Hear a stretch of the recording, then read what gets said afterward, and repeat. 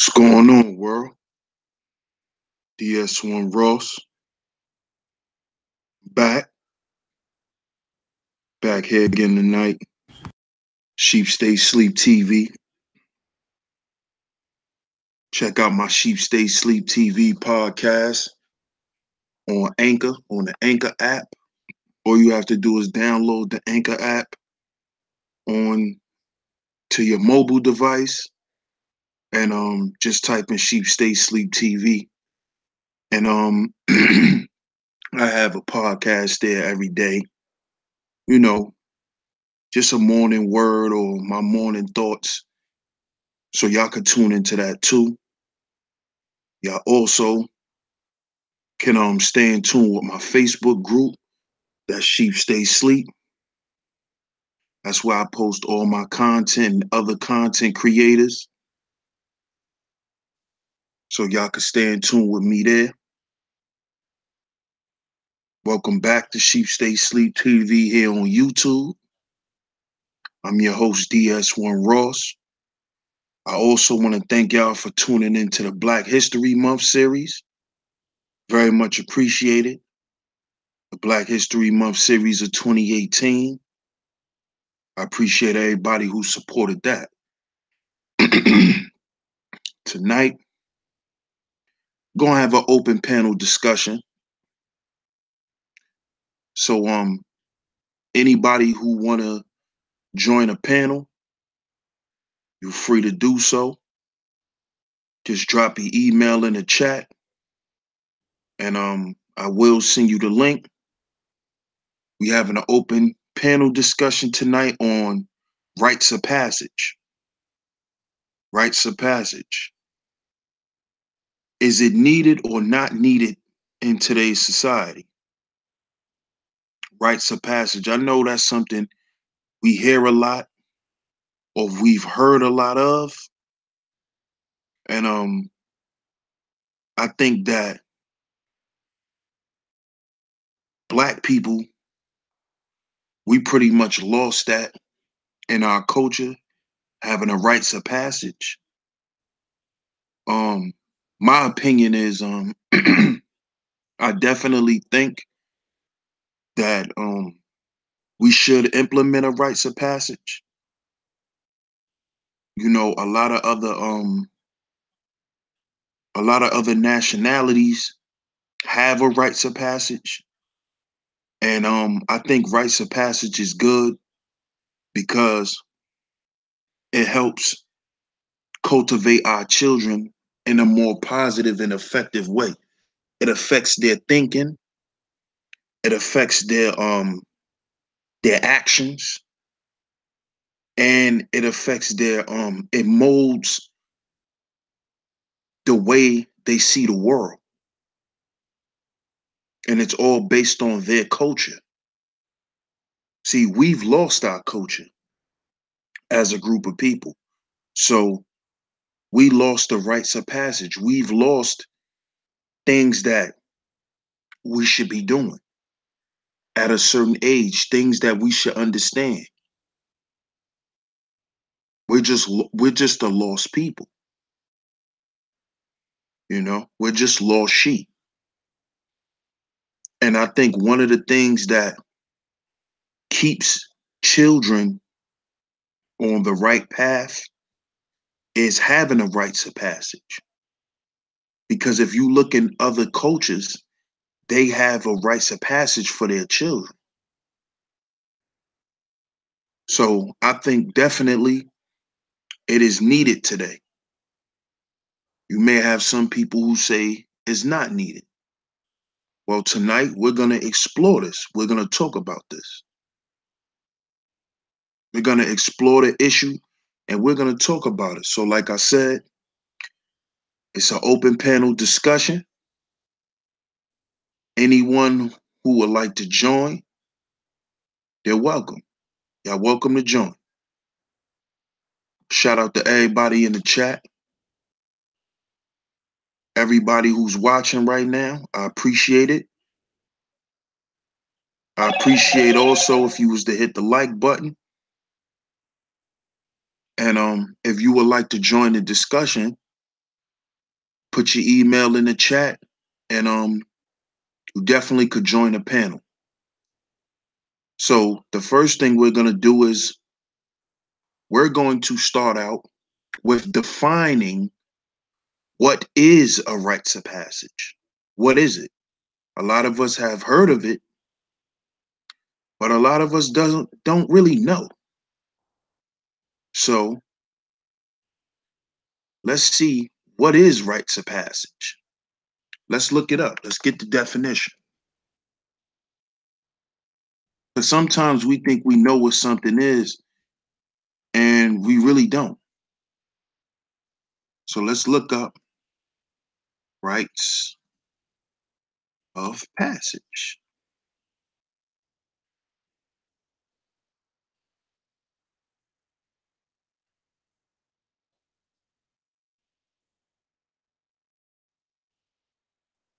Okay, let me share my screen with y'all.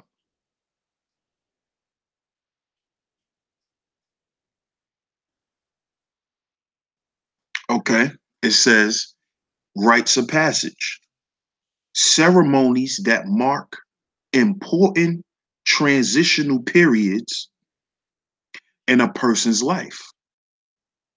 Just that alone, just that alone describes the power in having rites of passage. Because a lot of times we celebrate a lot of the wrong things. And to each his own, people who celebrate holidays and stuff like that, I celebrate it too, just for my children and stuff like that. And, how my wife grew up and stuff like that.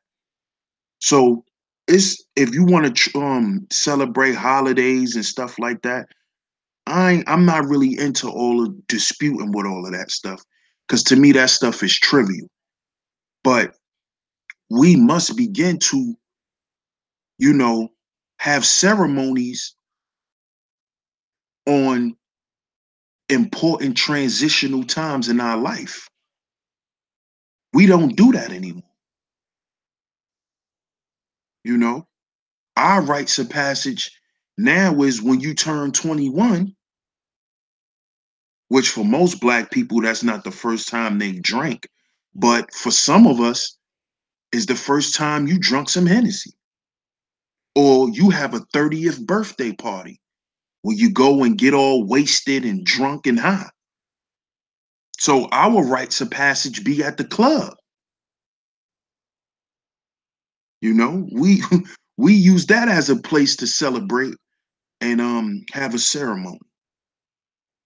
But the definition of it is ceremonies that mark important transitional periods in a person's life, such as birth, puberty, marriage, having children, and death. Rites of passage usually involve ritual activities and teachings designed to strip individuals of their original roles and prepare them for new roles.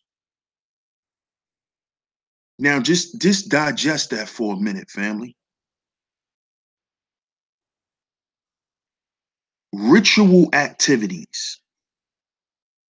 Your rituals that you do goes back to your culture. And I just said a little while ago that Black people have lost their culture. We don't know what our culture is. So this is why we don't have rituals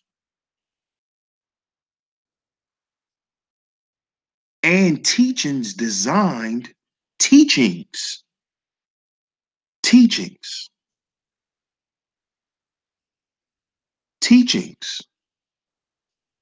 It's another thing that's key. Designed to strip individuals of their original roles and prepare them for new roles.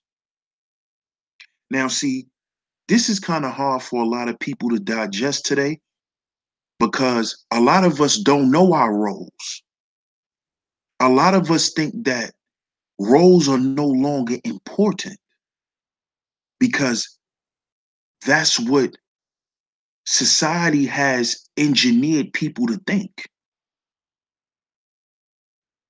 that the woman can play the role of a man and the man can play a role of a woman. And that children are just children and they don't have roles to play in the family. You see? Or the roles of a woman is just to be domestic. Or the roles of a man is just to be out in the field. See, these were roles that were given to us. And as you can see, the way society is engineered today, those roles have been reversed. So, do you see the importance of rites of passage? Because if we had a rites of passage, we would be teaching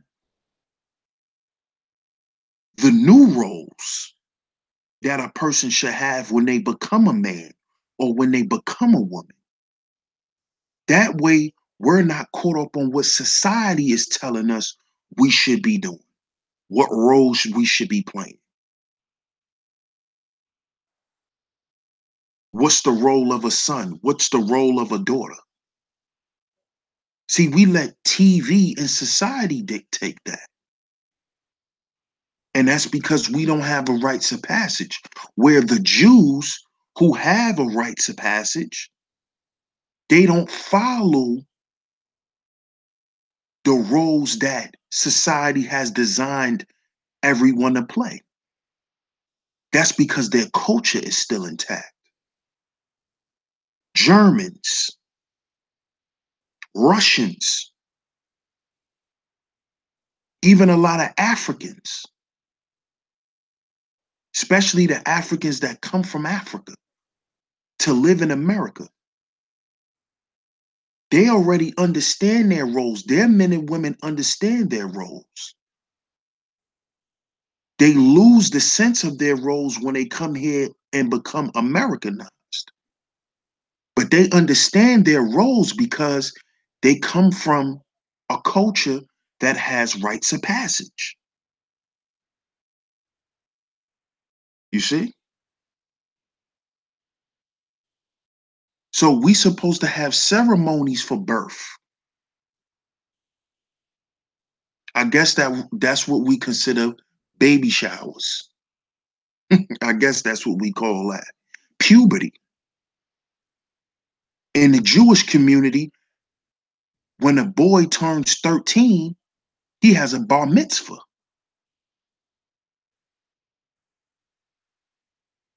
You see? Marriage, having children, and death.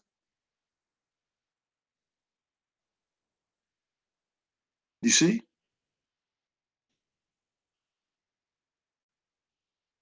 But we don't have these things no more. We celebrate in a detrimental way. Well, I can't really say that because it's all the way you look at it, you know? But I think we celebrate these things a certain way because we don't have a sense of rites of passage. You see? So let's look at what are the three stages of a rites of passage.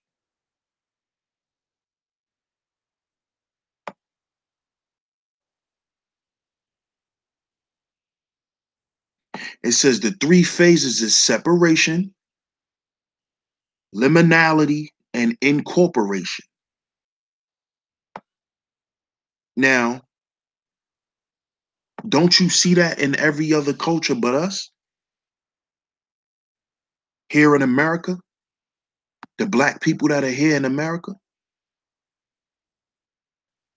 don't we see that? There is no separation for us.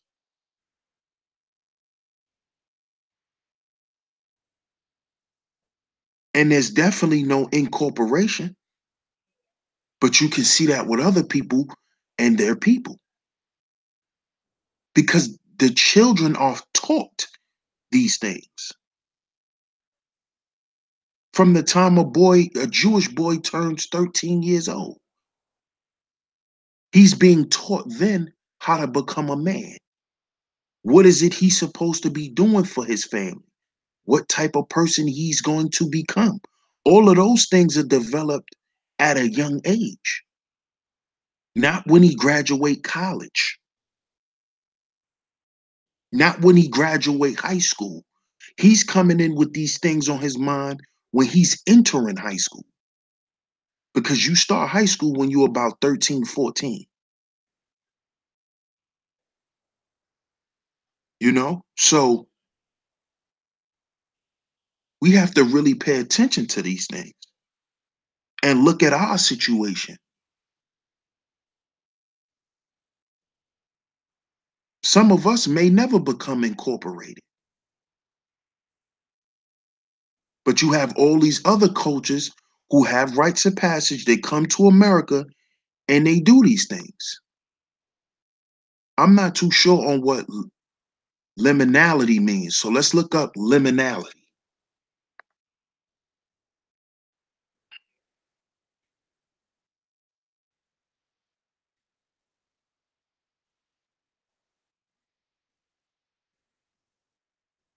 Liminality is the quality of ambiguity or disorientation that occurs in the middle stages of rites when participants no longer hold their perishable status but have not yet begun the transition to the status they will hold when the rite is complete. So it's like a middle stage, basically. It's like in between you going from a boy to a man. They're even taught in that stage. Each stage you're supposed to be taught because we just looked up the definition of rites of passage. And teachings and rituals come with rites of passage.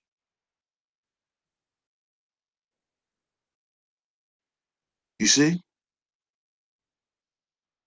See, it says during a rite's liminal stage, participants stand at the threshold between their previous way of structuring their identity, time, or community and a new way.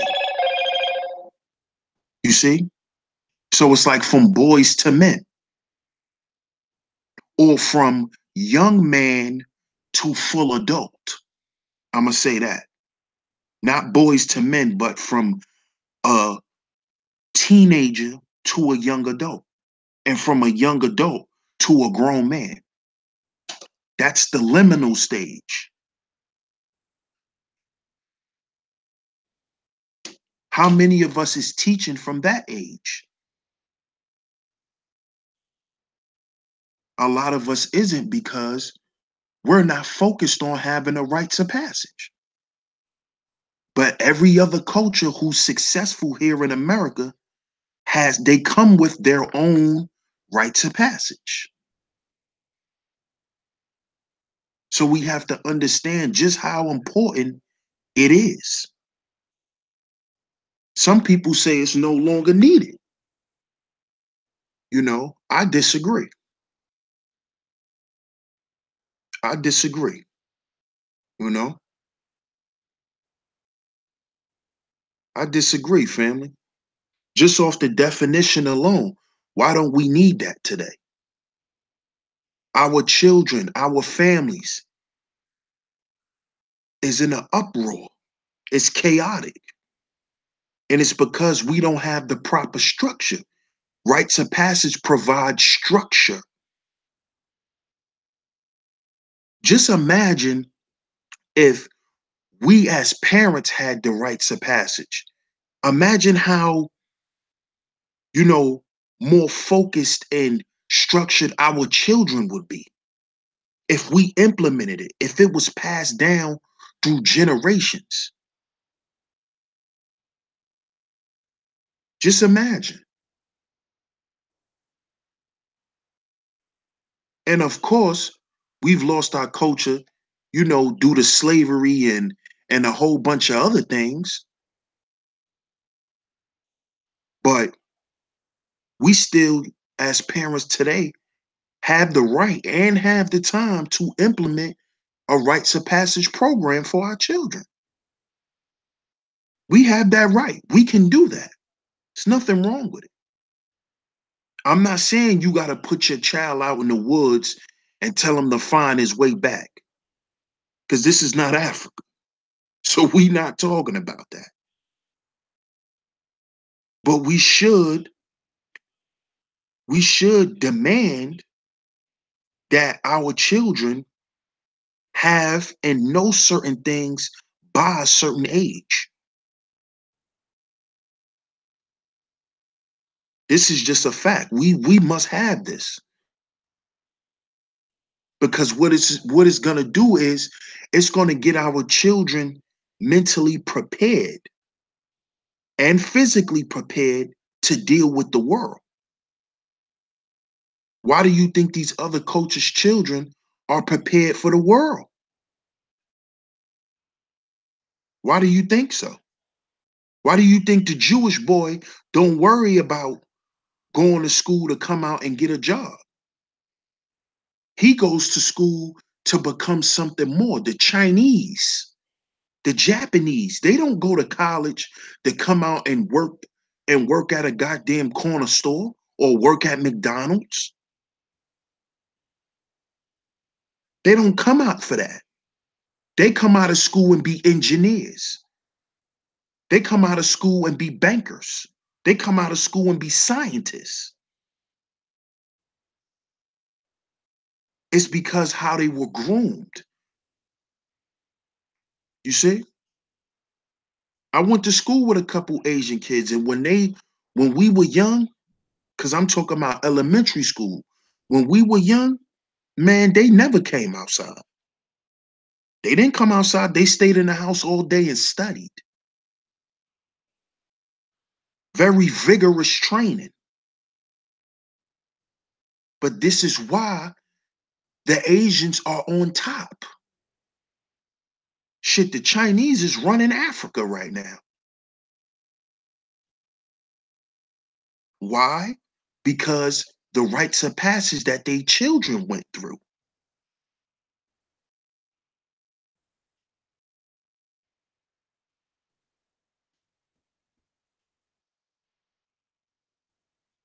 You see? Look at the Russians, look at the Germans. A lot of them are scientists. A lot of them go into politics. How can our children be a part of society in an effective way if we haven't prepared them? They have to go through that training. This is what rites of passage is. This is what it is. A lot of us are too lackadaisical as parents. And we don't want to teach and tell our children, you must know certain things by a certain time. And not letting the school system just push them along, because that's what the school system does.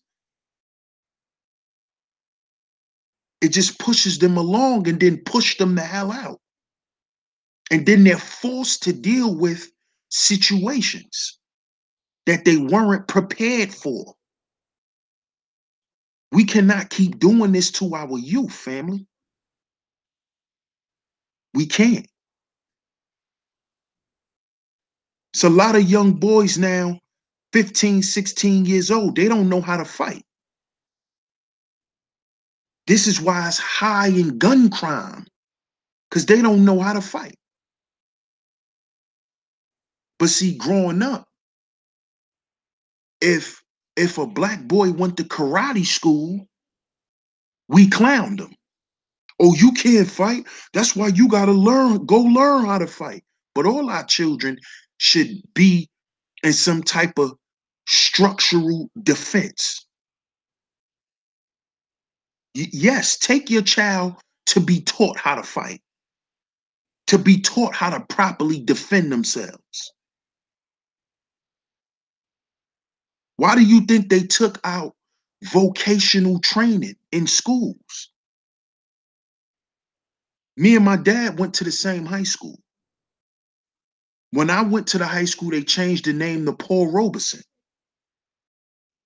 Before, it was called Alexander Hamilton, which was a vocational training school. This is why a lot of dudes my age, we are not good with our hands because they took vocational things and replaced it with the computer, with technical things. So a lot of us don't know how to fix an engine, don't know how to fix your washing machine if it break, don't know how to fix pipes, don't know how to put together things. You see?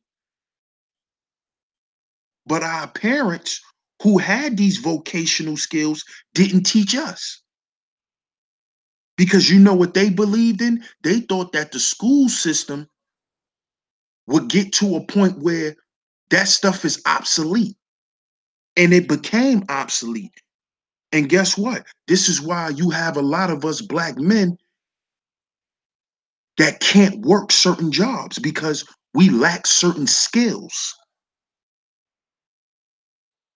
But in some cultures, you learn how to fix things at 10 years old because it's in the fabric of the culture. You have grown women who can't cook a pot of rice without burning it. Why? Because they weren't taught.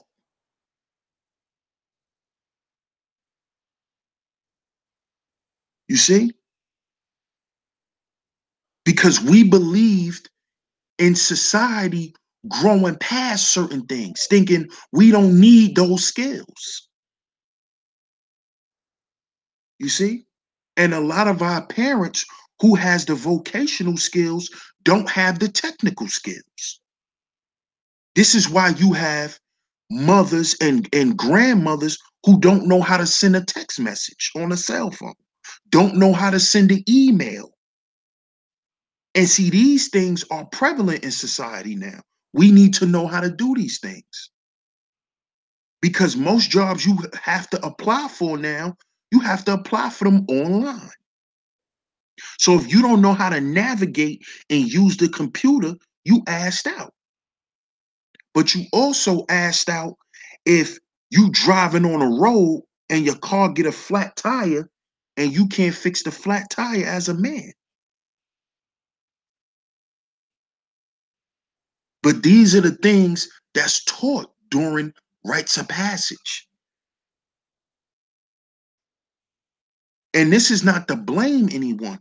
This is just to show people what we're dealing with as a people and why other cultures are ahead of us too, even in the job market.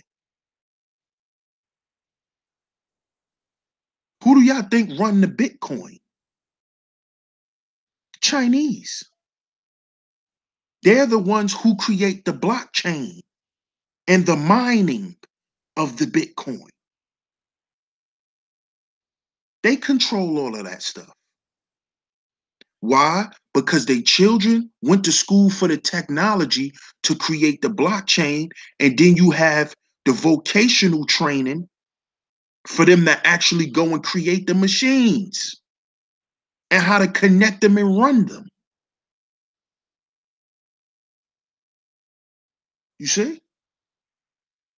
This is why we're not at the forefront of certain things because the lack of rites of passage.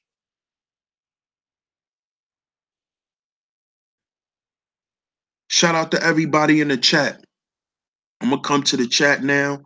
Like I said, if y'all want to join this conversation, drop y'all emails. Drop y'all emails in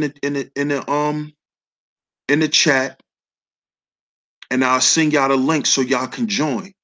Also, To all my mods,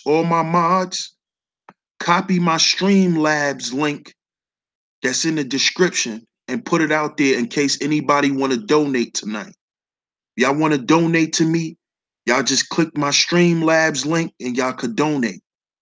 So all my mods, copy that link and start promoting it through the chat. It'd be very much appreciated.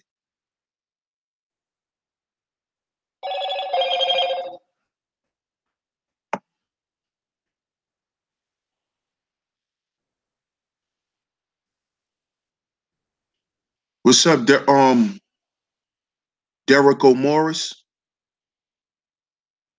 Peace to Black Beauty. Peace to my brother Rob, the educator.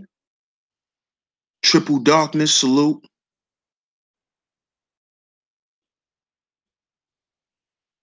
Peace to my brother, the Truth Hurts podcast. Mods, make sure y'all copy that link out my description.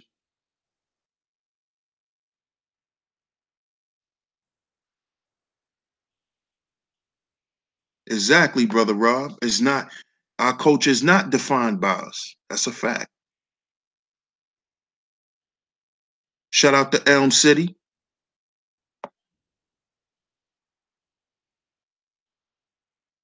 Yup, they do keep their traditions going.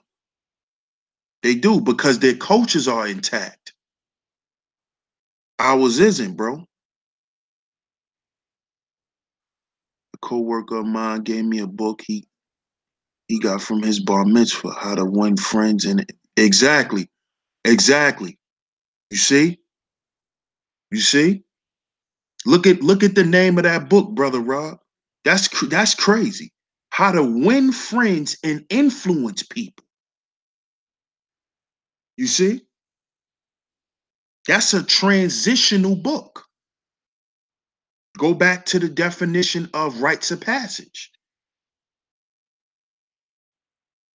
So when a Jewish boy turns 13, he's in a transitional period. He went from a kid to a teenager now. So he had a book that was given to him to how to gain friends and influence people from the time he was 13. That's interesting. That's interesting. And then you wonder why the Jews have such a big network. It's because of books like that.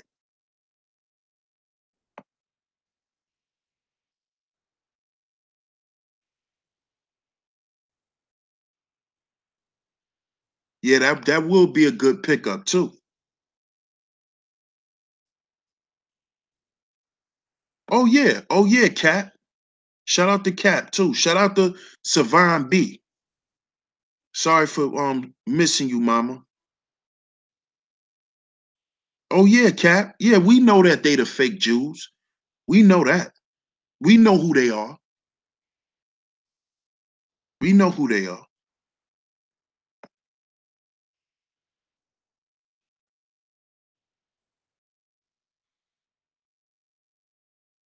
Shout out to my brother Dollar Skills, home team, home team.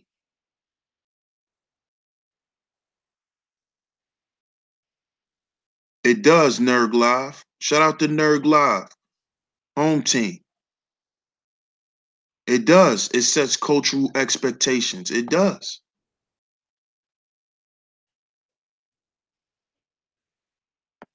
Well, if you wanna get on Dollar, just drop your email in the chat, bro. I'll send you the link and you could touch on it.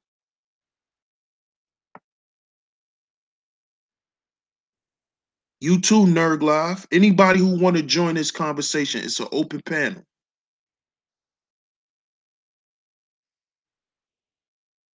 Oh, I got you. I got you, brother Rob. I see you.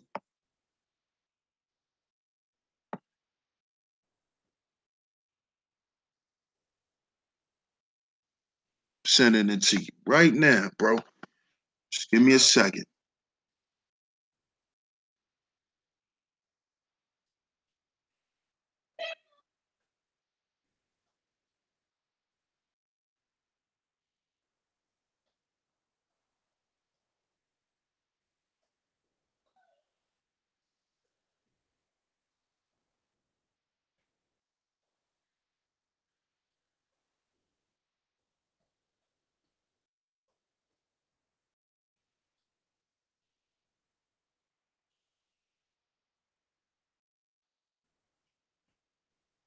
Go. I just sent the link to you, brother Rob. Just sent the link to you, bro.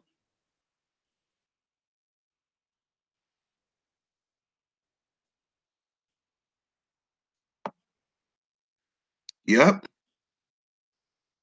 Sure do, Dollar. Shout out to Living Soul Journey.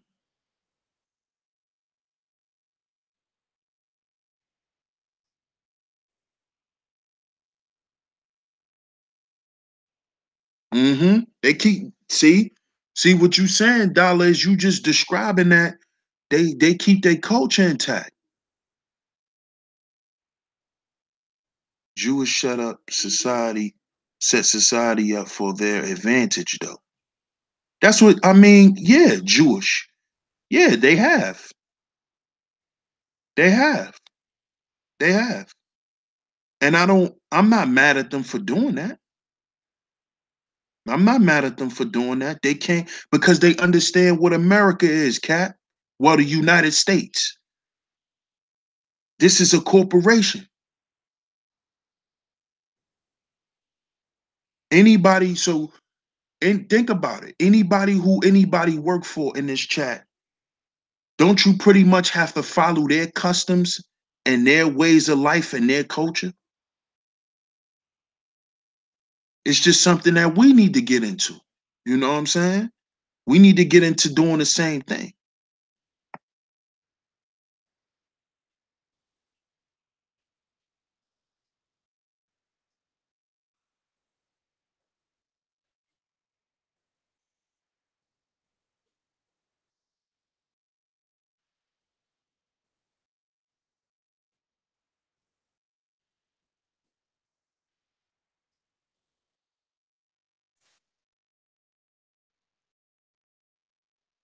Mm. Yo, Dollar, man, you need to jump on this panel, man, so you could break that down, bro. Let the people hear it.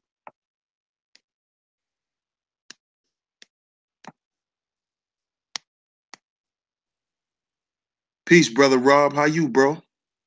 Man, I'm all good, fam. I'm all good, man. I was just trying to make sure that I was on.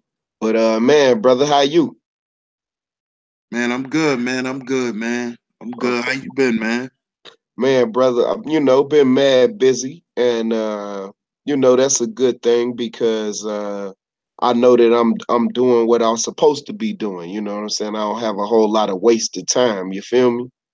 You know. But man, I've been listening to you, and I mean, I feel like I got strong opinions on the topic tonight, but just in general, I don't know if you had caught my last stream, man. I'm just really I'm kind of fed up with brothers being loose at the mouth and talking real reckless on YouTube. You know what I mean? So I'm just really delighted tonight that you came with this topic. This would be more along the lines of a solution. You know, to a plethora of problems that we have, and we got to start somewhere. So this would be foundational. You know what I mean? And it's something that we could start tomorrow. You know, so I'm delighted to speak on the topic. I'm gonna fall back, to let you set it up and everything. But I definitely got strong opinions on the topic tonight, though. Well, good looking, brother. As always, you know, you brother Rob, the educator. So I would definitely like to hear what you have to say about it. And, bro, just let it rip, man.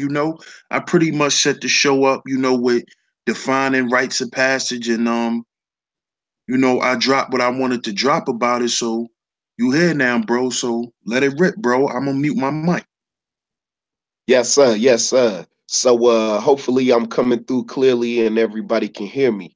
Um, Number one, I feel like uh, our number one problem in the Black community, African American community, Aboriginal community, it is that you claim to be, whatever that community is that you claim to be in. Our number one problem is cultural identity. you know. And so to make it simple, to put it in layman's terms, we can't move as a group because everybody don't want to be in a group, you know. So that's, to me, that's our number one problem. We have to be able to define, like you were saying earlier, our culture. You know, Dr. Wade Noble, the brother, have a very powerful idea on defining reality. He say, you know, and this would be the definition of power. He says that the power is the ability to define someone else's reality and make them accept it as if it was their own. That is power. And so, because we are so powerless in this society and don't want to deal with that fundamental issue, we look for escapism. And it's in a number of things that plague us. And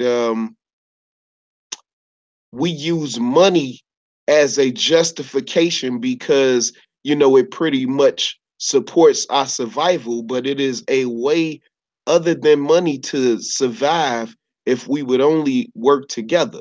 You know, I just feel like a lot of times when I'm talking on these different chat rooms and on these different platforms, and no disrespect to anyone else's opinion, right? But we know that fundamentally, if you look in history and look at any time Black people have been socially mobile in this country, you'll see that unity was the thing that helped them be successful, right? So I'll point to two things in history, right? The Haitian Revolution, right? That was definitely, without equivocation, nobody can deny that Toussaint Louverture and them brothers, they were highly successful at getting their independence, you know? And how did they do it? They did it with the spiritual aspect of it. Everybody should be familiar with the story how the brother, before the night they go and attack their oppressors, how they around the fire and they you know, and they chanting and they spiritual energy is high, and they go into battle, and of course they win, you know. And then, you know, another point in history, I mean, it's numbers stories that I can point to in history, but the other story that I like to point to because it's been recent, that you know, some of these simple-minded, low-level, vibrating brothers on YouTube been talking lately, the civil rights movement, you know. So we have to look at fundamentally, what did they change in society and how did they do it, right? Dr. King, who's the you know, cornerstone figure in the civil rights movement, right? How did he do it? Fundamentally, he was a Baptist preacher, and what he did was he got to the moral and ethical reasons on why, you know, this Jim Crow system is so wrong. And so he echoed it in white folks' mind to where they couldn't deny it. And what energy was they using? They was using spiritual energy. Don't you see that?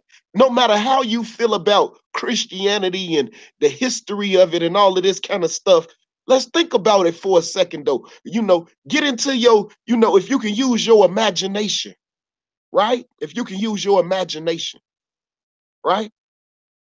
Think about them people singing them songs as they walk into work because they wouldn't get on them buses. I ain't gonna let nobody turn me around, chanting it, feet hurting. You see what I mean? When they start carpooling, right? You know what I'm saying? And the next thing you know, they impounding them people cars. And what did they do? They kept marching. And you know, forgive me for my language I'm about to use. So if you got, you know, virgin ears, I'm sorry, because now I'm mad, right? Yeah. These old simple-minded ass niggas on YouTube, you know, talking about Dr. King, talking about Elijah Muhammad, men that did work. work, fam. Elijah Muhammad built the nation and cleaned up tens of thousands of black men and women. And you can visibly see it. You can look into the law and how Thurgood Marshall and Dr. King and Ella Baker and Fannie Lou Hamer and the list go on, how they was looking deaf in the eye and kept moving, kept working.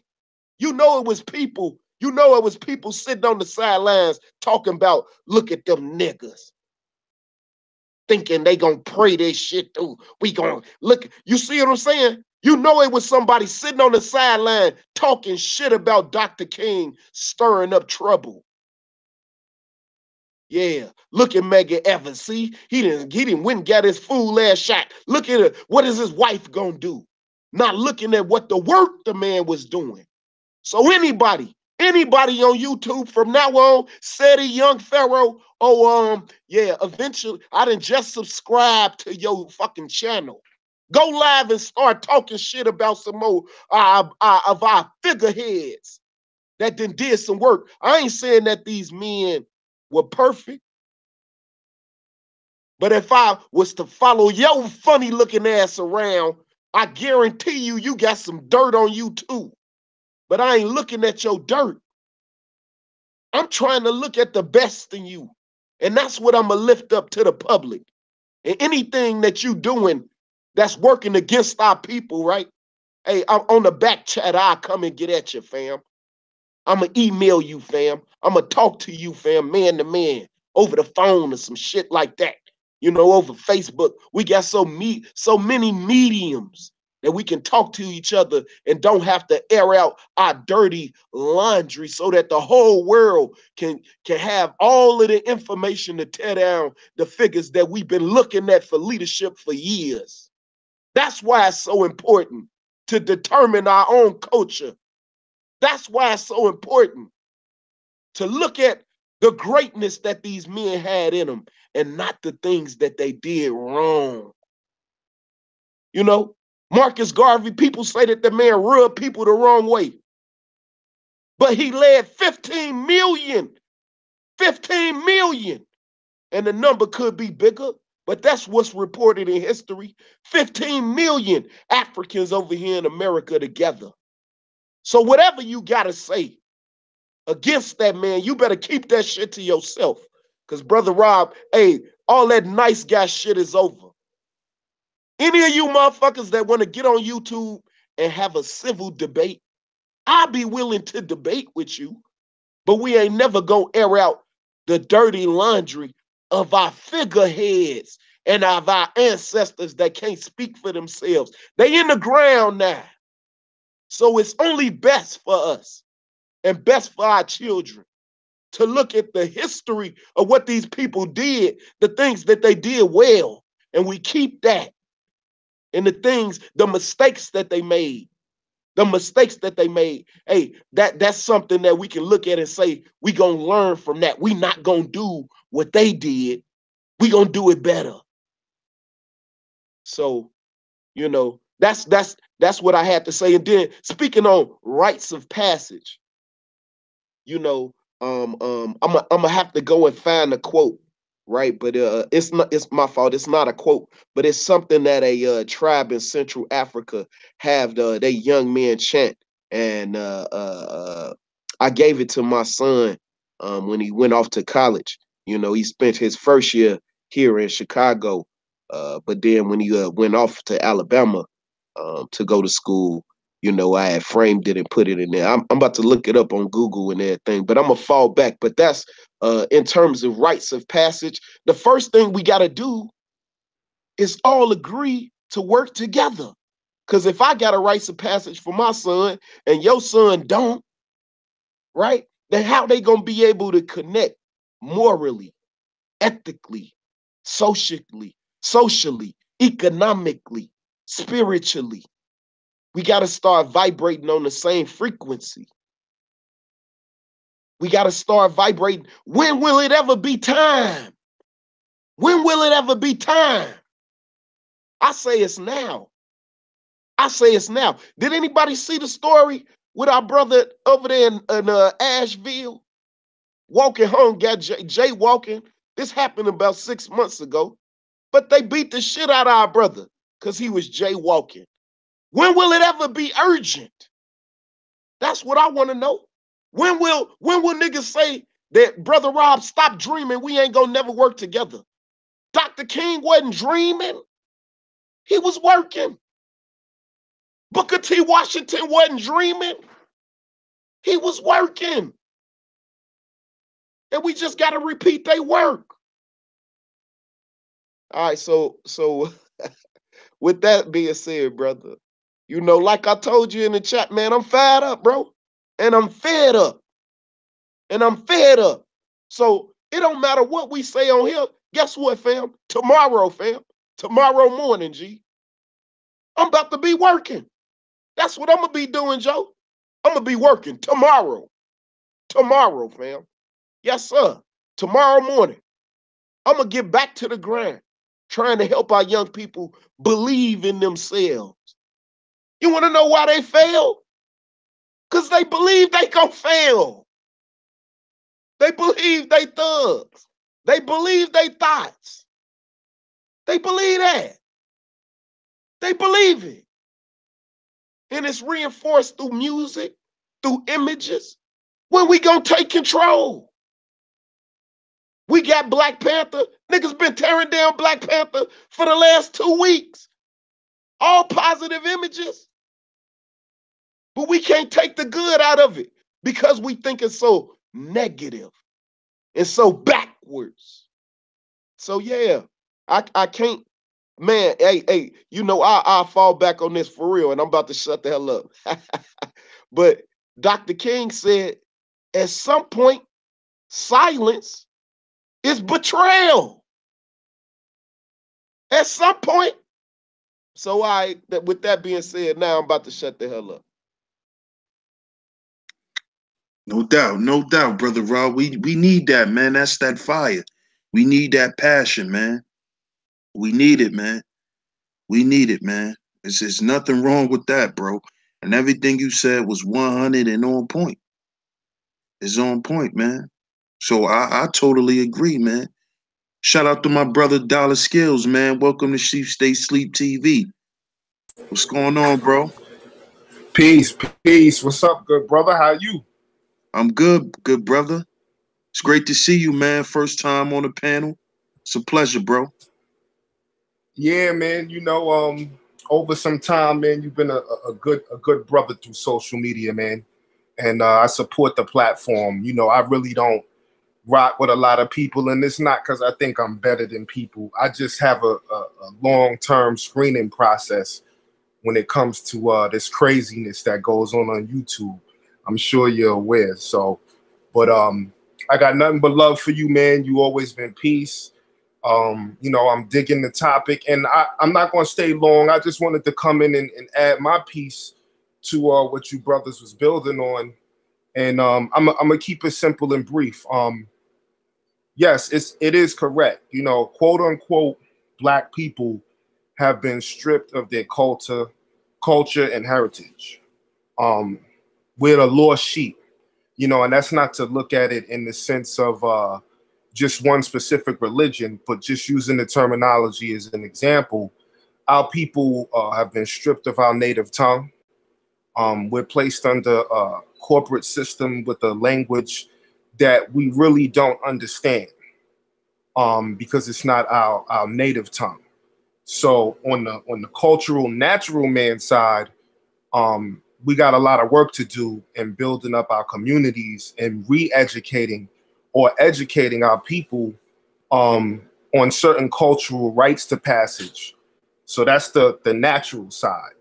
But what I want to add to the topic is more on the commercial side, which is the other side of it, and show how based on looking at things under the terms of the courts. Everybody's heard of Black's Law Dictionary. And I want to say this, I'm not here to give any legal advice. This is just based on self-study and some application of some of these things in regards to understanding what the English language words mean in the courts.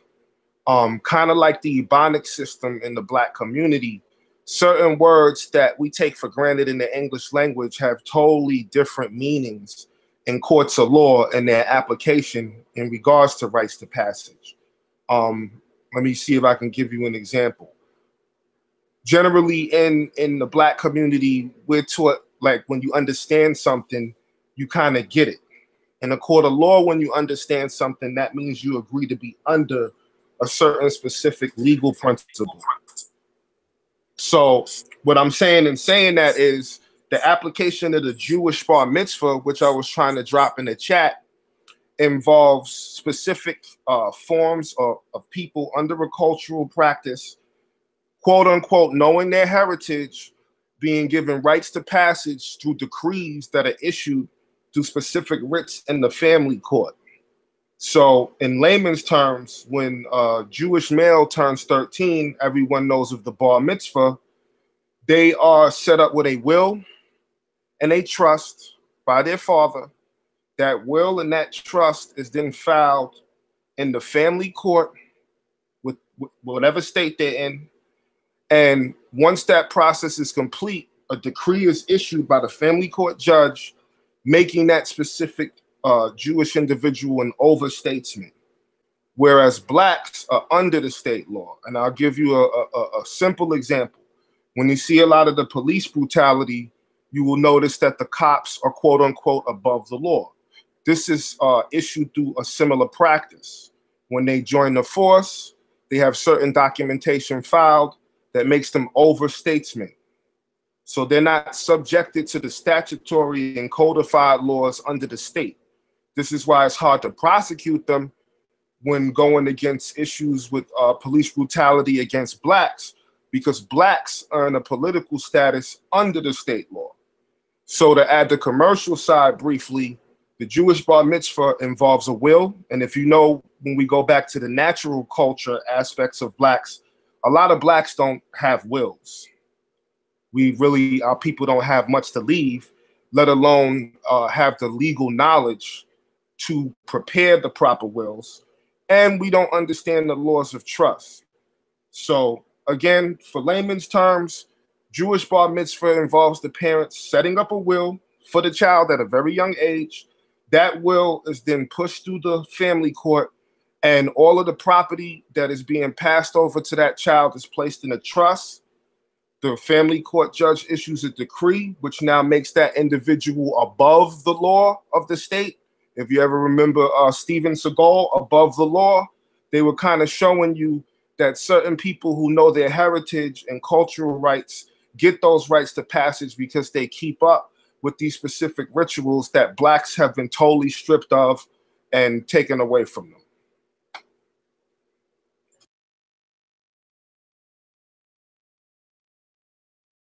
I appreciate that, brother Dollar Skills. I appreciate that, man. I always love how you bring that that legal aspect to it, man, because that's very important. We definitely need to learn that procedure also. I got my brother Chef JT on the panel. Peace to you, brother. Yeah, peace to everybody. Peace to everybody. Hope everybody doing good. You know, I'm just listening for now. I will come in, I'll let you know. Salute, my good brother. You already know. Yo, as always, the educator. As always, thank you so much.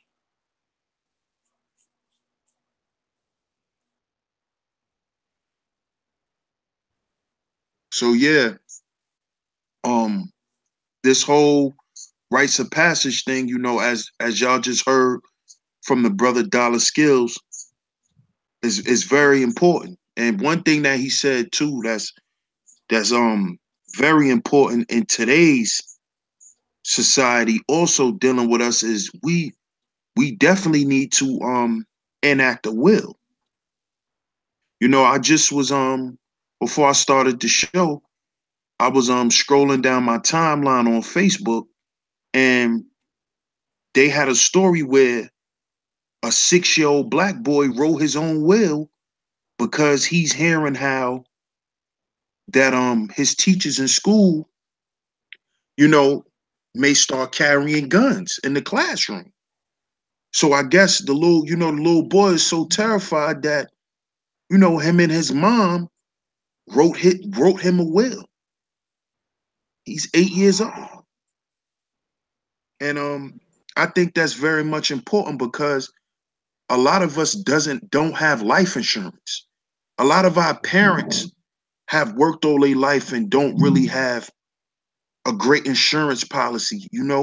That's why you see in the hood a lot of times when people mother dies or when these young men are being killed, we got to pay for the funeral ourselves. We got to have card games and sell fish plates and chicken dinners at the church, and we have to do all these things just to pay for our people to be buried, let alone for the children to be able to live or sustain themselves just for a few years after these people die.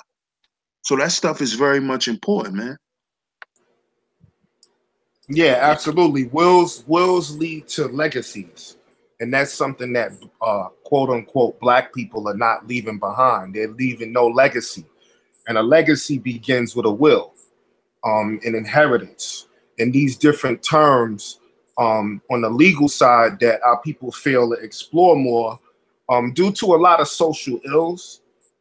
At the same time, when dealing with these topics and enlightening people, yes, a will is very important. Now, this is where the religious debates get involved, and why, whether you be Islam, Christianity, you see a lot of people not trying to walk away from those religious practices or pushing those religious practices. And then you have the argument that those religious practices is what has kept us in bondage. I'm not here to really debate that. What I'm here to say is in simplicity that I always use like the Bible as an example. I like to play the devil's advocate and agree with the adversary. All right, let's say the Bible is negative, or even the Quran for that is negative. It was created by people who want to manipulate people based on religious beliefs, faiths, etc. One thing that I'll say is if that's true, you should know the enemy's rule book like the back of your hand.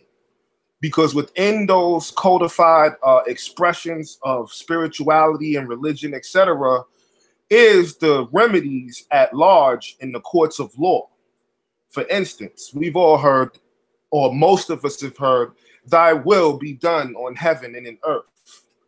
Well, codified in that basic little Bible passage is the remedy that I spoke of, because without a will, you have no rights. If you don't will a thing into your possession, you don't have a legal entitlement to anything. So that's one of the number one things that blacks do not create. They don't create wills and they don't leave legacies. Now, the legal application is when you put the proper will on file with the court, it then enacts certain entitlements that you can will to yourself based on agricultural rights. Because the commercial world is artificial. The natural world deals with agriculture, land, gold, copper, silver, and all of the mineral resources that one's farm may produce. Now, you're not eligible to receive those things based on you being stripped from your heritage and your culture. You've been considered 3/5 of a man based on your lack of not knowing who you are, where you came from, where you're going, and the proper application, understanding the law so you can overstand the law, because you have to first understand something so you can stand over it through knowledge, wisdom, and understanding. So again, wills is very important. You have no rights under any state statute, codified law in black status without having a proper will filed. And if your property is not placed in a proper form of a trust, it is due to confiscation. So you see a lot of asset seizures and forfeitures of property when certain state police investigations are ran. And I'm going to say this last thing and pass it. At the end of 2017, a law was overturned by the new President Trump and the Attorney General involving their right to keep any asset seized under a police investigation involving drug trafficking. Now, on one side, you would say the drug trafficker shouldn't be drug trafficking, and anything he obtains under that should be confiscated. But then on the other hand, this new law enacted and overturned allows them to seize things without prosecution and adjudication on the matter, meaning that if you're even so much as thought to be involved with drug transactions, whether you are or not, and property is seized, the police get to keep it. And that, again, is based on blacks not having any wills filed in the court and not having their property placed in a trust in the proper formation so that it is exempt from taxation, i.e. forfeiture and seizures. Yeah. Yeah, it's JT. Go more on my brother Don Skills' point is this, that I think go more on his point that we have to know the law. We very uneducated with really what's going on. And plus, I definitely want to bring up, I always talk about generational wealth. That's part of bringing up a generational wealth, that we got to know what the legislation of the banks is too. We got to know what the CDs, how much they represent for our community, how much deed is on our land. And we got to learn today, sometimes when we have these life insurance, even if I have, because especially us, as for me, I'll be 52 in a few months. So when we have, sometimes we get these life insurance, we just want to lease it or we want to buy this and that. But when we can hit 20, 30 years or even less than that, when it's time to pay the bills or what, God forbid, something happen to us, we don't have nothing to fall back on. So we have to understand that we gotta let it build up. Because sometimes we keep on leasing. I always say leasing because that's our problem. And so that's what happened to my father. When my father passed away 29 years ago, almost 29 years ago, my mother thought that, okay, we got life insurance and stuff, but he was pinching it out, was buying things like that. So instead of we buried it, we have to scrub up money so he can get cremated.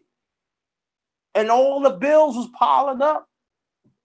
There's none show for life insurance because of leasing. That's what I urge us as brothers and sisters. Listen to what she Stacey saying, what Rob is saying and stuff. We have to understand to have that substantial mindset that, okay, we're gonna get this life insurance. We're not gonna touch it.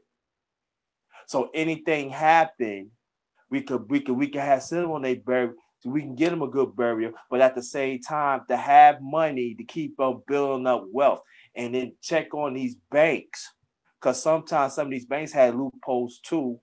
And stop taking out for these CDs and these 401k plans because, oh yeah, we got to let our money stack. We got to build for the future. We have to understand that this system is not really ours, but we got to make sure that this system is really made for us. When you pay for the cost, okay, they got something to fall back on. When you start a business up, okay, we got something to fall back on. That's how we develop generational wealth. So when it's a time that we could build our own land, we could have our own, whatever status it is, we got something to fall back on. Let's stop leasing and saving and build. And sometimes it's going to be hard, but we have to have that mindset. Thank you. Yeah, I mean, I agree totally, brother. And what you said is basically that was the term I gave on the legal side. It's called a legacy. So we're not leaving a legacy behind. And let me just say this real quick, and I'll pass it to Brother Rob about the life insurance. That was a great point. But let me enlighten you to something.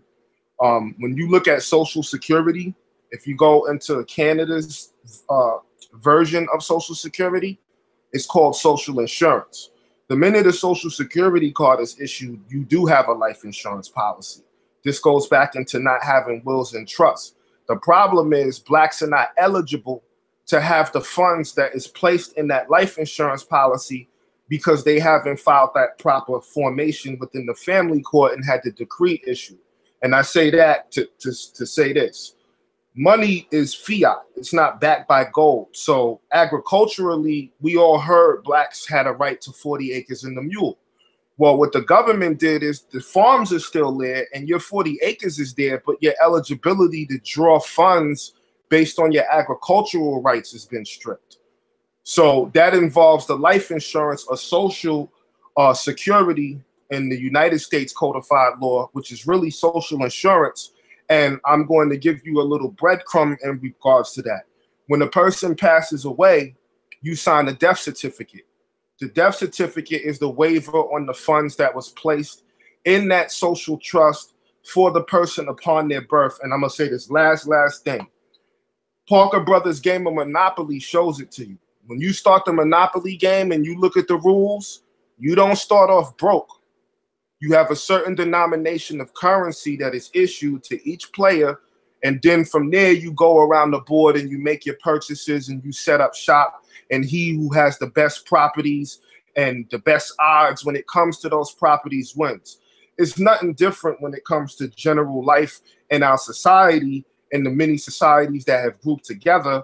Other people who are grabbing their cultural heritage and keeping legacies, they don't worry about bills and things like that because based on the world trust that was set up, all of those things are already covered through agriculture, but blacks are being used for their labor and not given those life insurance policies or social insurance policies. They're waiving their right to it due to lack of knowledge in law. And when they pass away, they sign off on the death certificate, giving all of the funds in the trust back to the state that they were born in.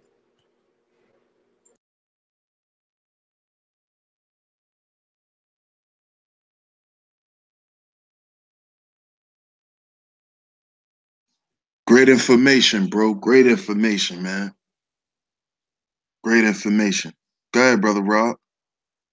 Yeah, no doubt. And this is just drawing on my experience as a personal banker and a mortgage broker for a number of years. What Dollar Skills is saying is exactly true.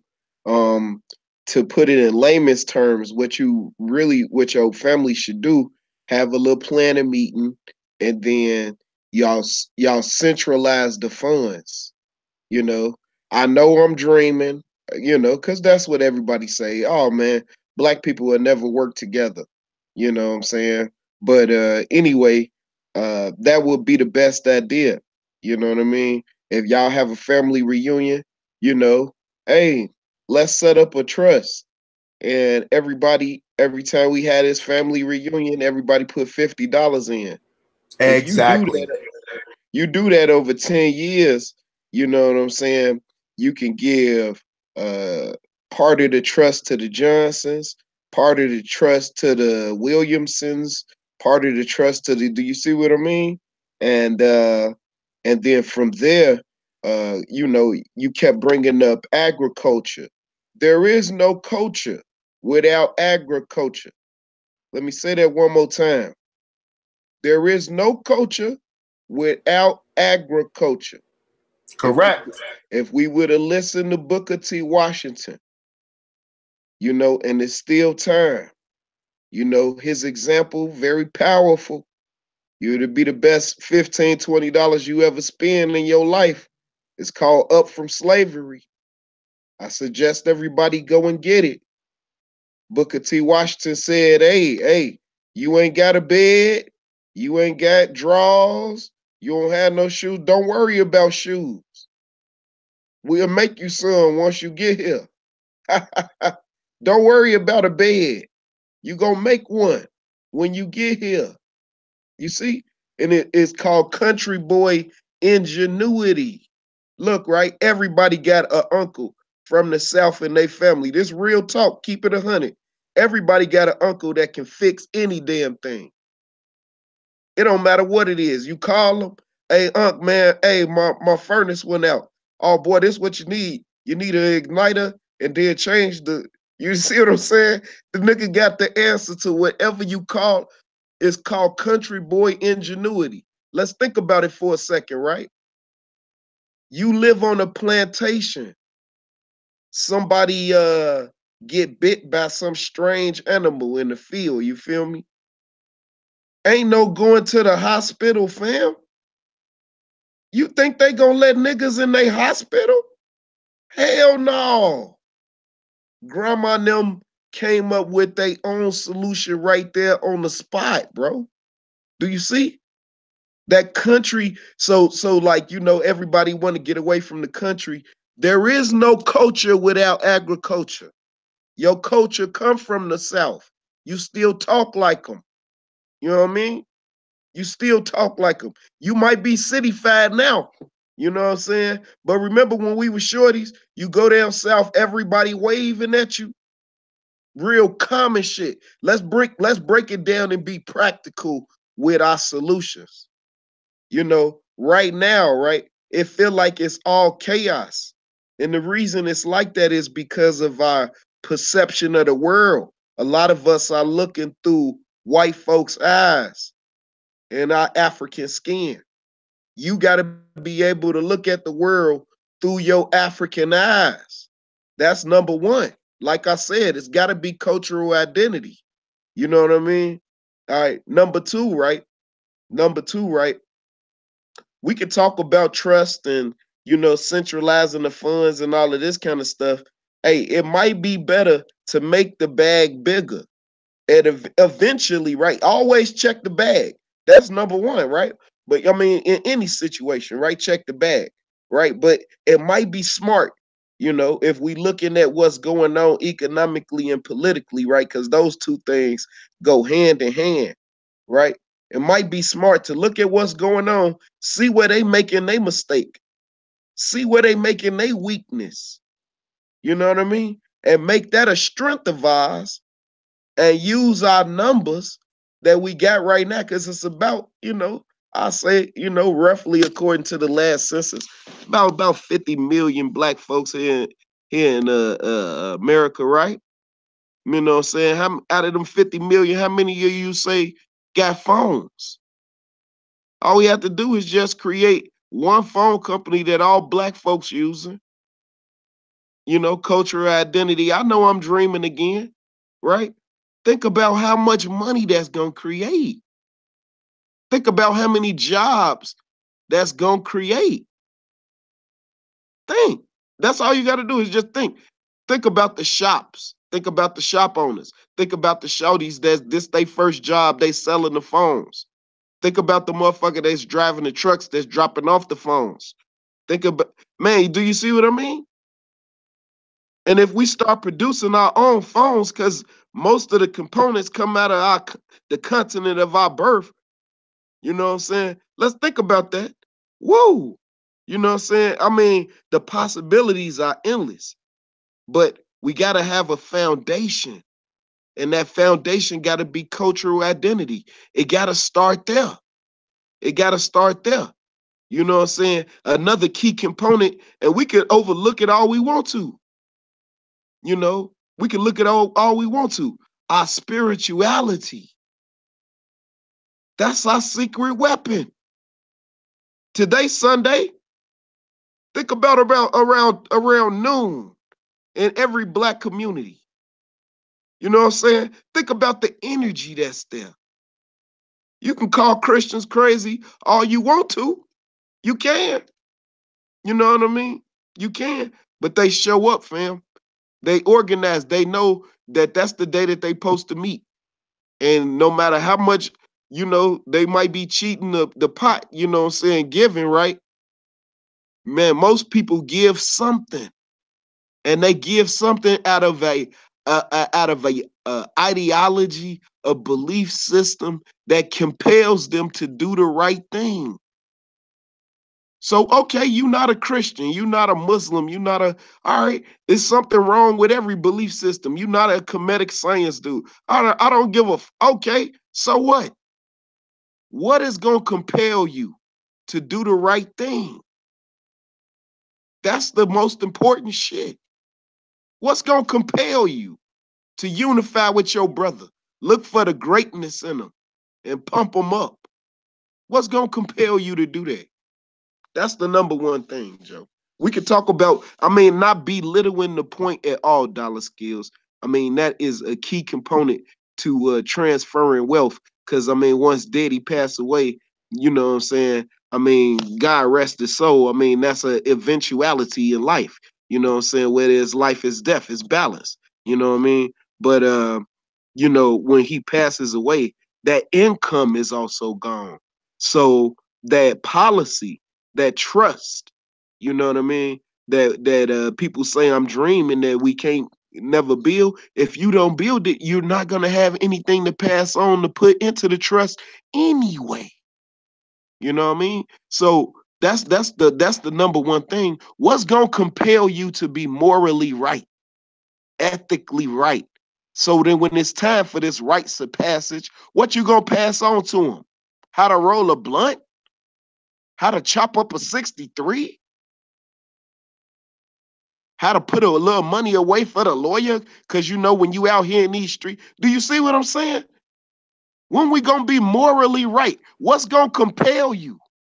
What's gonna compel you? Hey man, I don't know. I don't know if something's just hit me like a couple of years ago to where I'm been on this tear.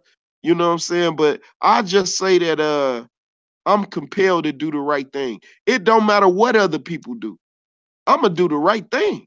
I don't care what. Hey, you want to start smoking crack tomorrow? Hey, well, man, brother. Hey, I'm gonna tell you, you dumb as hell. I'm gonna tell you that. But I ain't gonna do it. I'm gonna keep being me, fam. That's it, man. I'm gonna shut up now. Yeah, I just want to say I don't disagree with you there. It's like different. Now let me say this because I wasn't prepared for this. So there's people who may say, well, where are you drawing all of these different terminologies and knowledge from? Of course, I'm in my Black's Law. I also have certain canons and PDFs and things that maybe in a future show I can deal with more of the research aspects of where I'm coming from when I speak. But you said it. What you're talking about is group economics. And when you bring up Booker T, it brings me back to many shows that we had on like Israel Doctrine with guys like Pit Boss, who pushes the STEM program and things like that. And group economics is the key. See, our people are divided, of course. So many different religious beliefs, so many different cultural divides and things of that nature. So we tend to not stay together. And what he said was key. A family should have a trust. Now, let me give you, again, I'm pulling these definitions from knowledge that I have. I'll give references in a future show. But for clarity, a will is what happens to property that you've obtained during your life in the event that you pass away. A trust is what you can do with the property while you're still living. That's why on the paper form side or through the electronic filing side of the court system, it's imperative that a family has wills for all of the individuals in the family, because it determines whatever property that they may possess throughout their lifetime. And in the event they pass, it can go on to specific relatives, friends, etc. And a trust, which notifies the government of what you plan to do with the property while you're living. Now, the reason that's important is Black people have had their wires crossed, again, based on so many different things. One mainly being us being out of our native tongue and being really functionally illiterate, because the curriculums in the school and the way we're taught the English language up against the higher tiers of education where people get doctorates and things of that nature and find out the real meanings of these words, or the more widely accepted meanings of the words that we're using, even when having this discussion, is the reason why there's so much division. I'll give an example. Love to me might be based on my experiences in my life. And then love to you may be the same, but because our experience is different, if I say I love you, are you going to associate the term with your experiences, or are you going to be selfless and look at it from the perspective of maybe some of the experiences that I have? Because if not, love to me and love to you may be two different things. And then there's an more precise, correct definition of the term. So again, you have three sides to a story. It's your side, my side, and then there's the actual factual definition of the terms. And that's important because we're understanding that we're not, one, leaving anything behind with the proper formation in order to do that to the right people. We're not placing our property that we possess in the right places while we're alive. And I say that to say this. The key with blacks is blacks always want to say, this is my house, this is my car. When you set up a trust, you don't own anything. It belongs to the trust. It's for your benefit, but it stays in a central grouped location. So when you said family setting up a trust, it's a family coming together and taking all of their labor output and placing it together in one big pot for everyone's benefit, but no one individual owns the trust. Now, when those properties are placed in the trust, no one can touch it. See, when things are in for yourself, they're taxable. When things are placed in the right form of a trust, they're non-taxable. Meaning, if I place a house that I've obtained off of my labor in the family trust, no man can take it. No man can tax it. But if I put it in my name based on the formation of how my person is formulated with the IRS, they may be able to put certain taxes, liens, duties, fees, fines, etc. on that property and confiscate it. So it is imperative that, one, we have a will, which is what we can do with property in the event that we pass away and where it should go, which is part of our legacy and our inheritance. And two, we have to give notice in the proper formation of what we plan to do with our property while we're alive and how it's going to be spread out to benefit the group. So it's more of a group thing than an individual self thing. It's we all in this together. And the best way to do that is to lead by example. Everybody's not going to come along with you, but you could start small. And if you set the right example and people see you shining, people tend to be very materialistic. And they go off of what they can see. There's only a few people that look for substance in things. But when you have substance and you put it together, you can produce the material that's needed to make others follow you. So you don't have to have a lot of numbers. You just have to have a lot of like-minded people that believe that if one fails, everybody fails, and believe in placing all of their labor output in the proper trust and letting it be a benefit for that whole group or that whole community, as opposed to one man having all that power.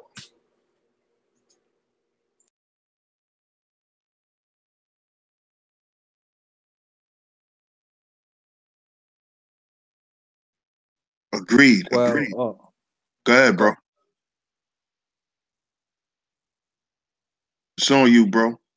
I'll go right after. Well, okay, good looking. Well, I think the thing is, especially us as brothers, that now I'm in alignment that we gotta learn to trust each other.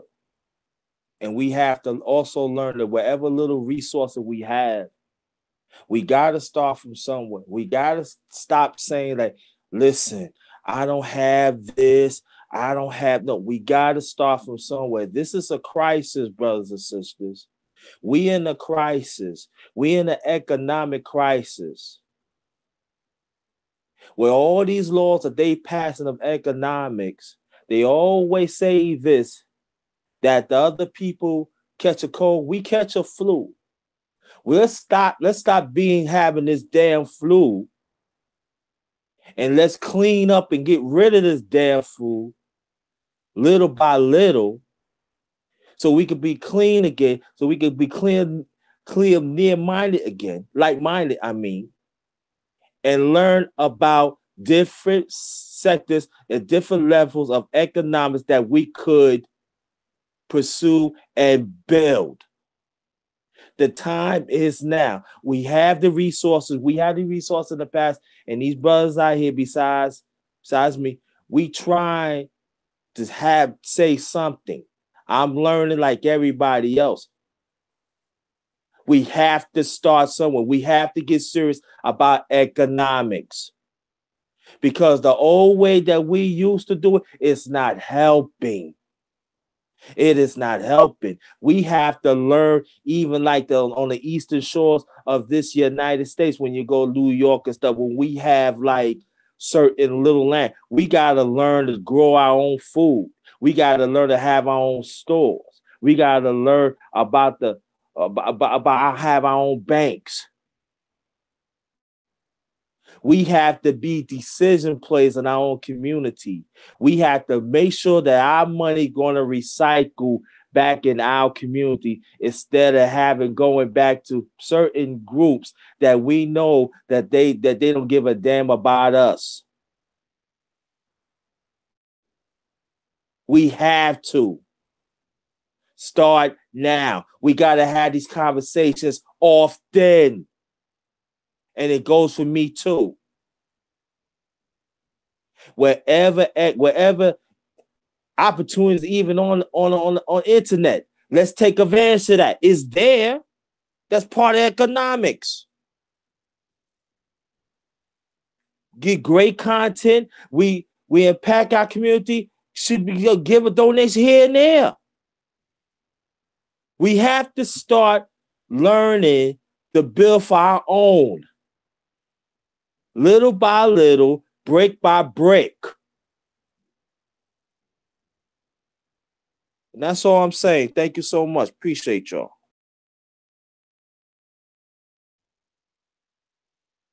Agreed, man. And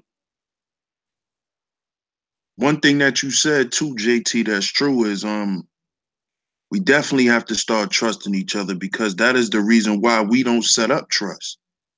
Or we don't set up we don't set up these monetary things for our family, because our perception on family is flawed, where other cultures look at family as everything. And this is why I was saying at the beginning why rites of passage is important, because like you said, Brother Rob, it keeps our cultural identity. It keeps our children understanding who they are and that they belong to a family. A lot of us just grew up in a family, but never felt like we belonged to a family. So we definitely have to work on trust, because a lot of the things that affect us as a people, it affects us financially. Because like the brother Dollar Skills just broke down, trust is a financial term. But we don't use trust in that way. We look at it like, can I trust you? But if I can't trust you and give you $50 at every family reunion for the next 10, 15 years, and trust that you don't go out and spend it on Christmas gifts, then how is that trust fund gonna ever grow? How is it ever gonna be created? And this is why I think rites of passage is needed today, because it provides us structure, and with structure we have progress. We have actually something constructive to build, or that's building, so we can progress. And as long as we're progressing, our thoughts are going to continue to progress. So if we set this thing up and people see it working, like Dollar Skills just said, people are materialistic. So if people see something is working for you, people in your family going to jump on board, because they like, damn, oh, you driving this, or you living here, so what you doing must be working. Let me jump on this. It gives us some form, it gives us a vision. Because the young Jewish boy that's growing up, he knows that now he's 13 years old. So now he's going to inherit certain things. And he's going to be taught how to deal with those things. So he's not going to go out and buy a drop top Beamer. He's not going to go to the Givenchy store. He's not going to go to the Gucci store. You see? And the Chinese do the same thing. The Japanese do the same thing. The Russians do the same thing. This is why these people run certain facets in society. Like I said earlier, Bitcoin is ran by the Chinese. They control the technology, the blockchain technology, and the mining of it. I'm pretty sure the people who sits at the top tiers of this are just people from different families. Just like what we like to call the Illuminati. They're nothing but families. They're nothing but families. The Rothschilds is a family. They're a family. Let me add to that, and you hit it on the nose. You know, the number one problem in our society, what DS said, no trust. And that's on the organic and on the commercial side, because trust, like I said, to me, it busts in so many different directions. Yes, it involves finances, an actual corporate body of politic, but it also is organic. And like he said, can I trust you? Can I trust you that if I'm about to fall and you can catch me, you're going to catch me and not let me bust my ass? So it has many forms, but the two forms I'm dealing with is, one, we're not going to get nowhere without trust. The number one problem in all of our communities collectively is there's no trust. And that's not to bring anybody into the situation, but at the same time, on a commercial level, you hear all of the different arguments over people who feel they were robbed because of trust. Accounts, and how do these things work? And how do I know that I can gain from this? And someone's not going to rob me when forming these things and give me the proper information. Then when you listen, I'll quote Jay-Z. He said it's a secret society. All we ask is trust. So whether you're for or against the so-called Illuminati, one thing that I'll say is they do have a trust system. They know how to trust each other long enough to get something done. Whereas they have the so-called righteous people divided. And we don't know who to trust, so to speak. So on the organic side, that's the first thing. It's agriculture. You have to establish the organic trust amongst people, so then that it can manifest itself onto the commercial side of forming a corporate body trust. And then it starts on the organic side, because once that's or let me break it down like this. Any house that's built on a stable foundation is going to stand. So it starts with the organic trust, and once that foundation is stable, that you can trust, like he said, that uncle is going to show up at that reunion and put that money in the pot, because the organic trust is real. Now you can work together as a family unit or a group unit to form a trust. And yes, Asia is running the world. They're the ones that setting the trends. They just back their finances by gold, as well as controlling of the Bitcoin and the mining programs and things of that nature. But that's mainly because Asia followed, I would say, more so the Booker T model. Science, technology, engineering, and math. And that's not to take anyone's narrative, because I didn't coin the phrase, and I'm not the first one to bring that, but it just coincides with the topic that we're talking about. The things we need to deal with is definitely being more scientific about what we're doing. Our people need to learn more technology, right? And we definitely need to be engineers, and we got to know the math. So the basic foundation and principle laid in the STEM program with Booker T is what the Asians utilized in order to take over the world. More so now in embryo, but in the near future, you're going to see that most of the financial, banking, and trust policies is really being dictated by Asia. And I'll say this in passing. Look around you in your house right now. We're on computers. You got refrigerators, clocks. Look on the insert of every single one of those products. You're going to find that they have been manufactured in Asia somewhere, or India. We don't make anything in the United States corporation outside of Silicon Valley and computer software. All of the hardware is now outsourced. And everything you're running off of, these computers, most of the chip technology on the inside of them were designed by young Asian kids.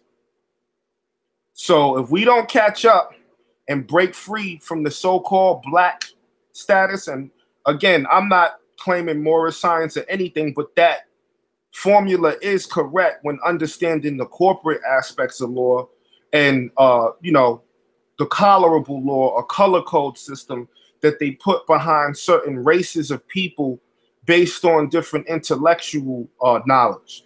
So because black people are uneducated and trust their adversary for all knowledge, they're subjugated to their terms and policies. And the only way to break free from that is to self-educate ourselves and then come back together in the group, form an organic trust, and then build onto a commercial trust so that we can place the things that we're building. If you build it, they will come together and be a benefit to even others outside of ourselves. And then that's when you're winning. Because it's one thing to be self-sufficient, but what happens when you're so self-sufficient you can help somebody else? Those are the most powerful people, the people that could take care of their own people, but also be a lending hand when someone outside of their group may need help. And that's where power comes from.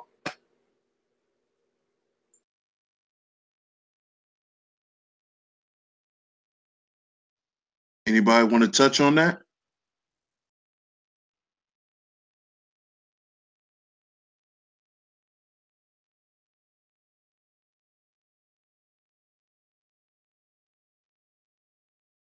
Well, I'm gonna say this. All of that stuff is true. It's the truth, man. And this is why, I have to say this. And it may sound cliche, but this is why I say, my motto is healing before building.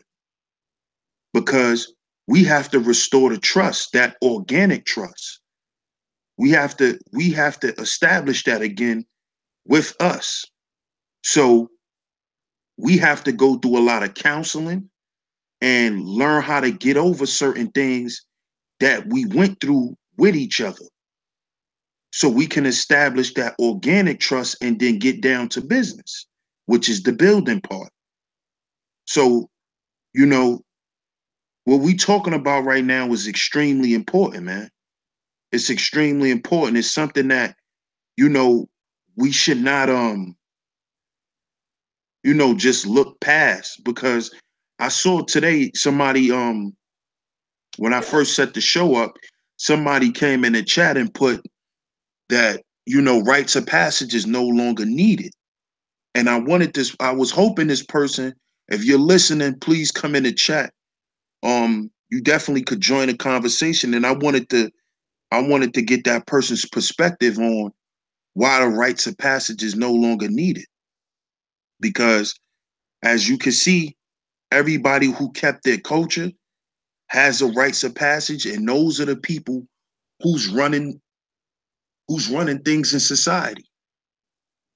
And see, the people what we have to understand is the people who contribute to society and contribute to certain facets in society, those are the ones who help create policy. And we, as Black people, we always talk about how we are affected through legislature, but we don't have the favor of the lobbyists because we don't have any corporations. We don't have any trust. We don't have these things for the lobbyists to say, we'll listen to these group of people. That's just like a couple of years ago in New York, a young guy, he got killed by an Asian cop, Kai Gurley. He got killed by an Asian cop, Peter Liang. Now, when this guy didn't get convicted, that showed how powerful this man had politically.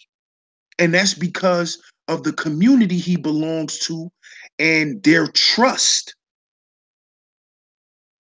And how and how those things help you in the courts, like Brother Dollar Skills broke down. So we definitely got to get it together. What's up, Well, bro? let me real quick. I'm gonna say this because I'm a bounce, but I'm gonna say this real quick. And I love my good brothers, JT, brother Rob. I appreciate you, DS. But what you said right there, it is the key. Now, the topic of whether rights to passage is needed or not is a whole nother topic, and I'd love to hear that person's perspective as well. But I will say this: you have no rights of passage without trust. If you have no will, and I'm talking not just on the corporate side, if you have no will on the organic side, nothing's getting done. And if you can't trust the people you need to push that willpower, then nothing's getting done. That's the organic side. But on the legal side, what he said in regards to the family who lost their relative to the police officer, what people are not realizing is anytime you do actually see a black get any compensatory award for wrongful death when it comes to the police, because many times on the criminal side, the prosecution fails to bring the justice to the police officer because they have a trust and they have an insurance policy to cover any act that they do while they're in their official capacity. But the families that win these lawsuits, when you hear they get 10 million, et cetera, they get with attorneys who are setting up trust funds. And I'll say this last thing on the outro. The reason trust is important in very simple layman's terms is you're not even allowed to have a certain amount of money past a certain amount at the state level unless you have a trust. And because blacks don't, they remain impoverished. They remain at a certain tax bracket, a certain income bracket, and what could be taxed based on income. And they fail to rise above a certain political status with any legislative power because of the way that they represent themselves to the state when trying to push for new laws and changes and push that political willpower. Formula-wise, they're not doing it properly because they're not stepping to the legislator in the form of a trust with group economics and labor power behind their will to push a thing, so nothing is getting done. So again, if you have no organic will, you can't push anything. If that will is not supported with a trust support system, it's going to fail. That's the organic side. If you don't have a will on the legal side to place your property to your specific loved ones, etc., upon your death, you don't have a right to pass. So these things are important if we go to the topic of the show. If you don't have a will or a trust, and of course, many other things, a proper cultural understanding, spiritual understanding, and many other aspects and facets, you don't have a right to passage. And our people are failing because they've lost touch with these many different principles, while others are winning the race because they are absolutely entertaining, exercising, and any other term you want to use, these different principalities to their people's benefit. And we fail because of lack of knowledge.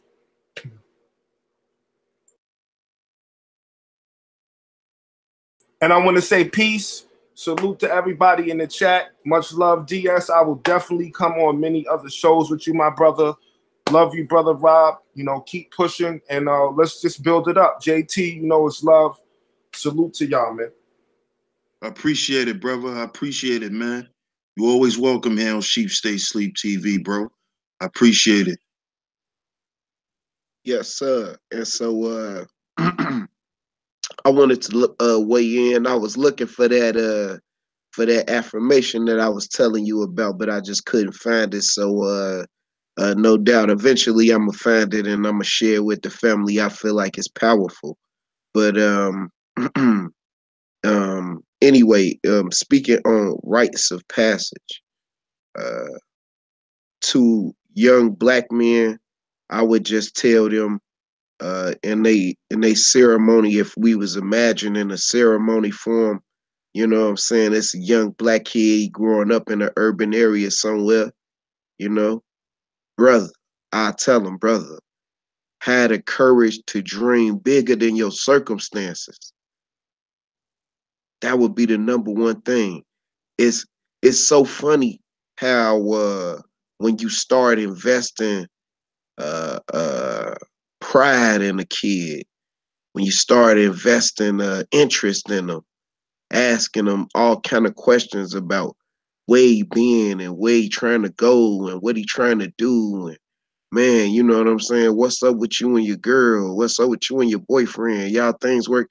When you get that kind of relationship with them, how easy it is to suggest other things to them once you really know them.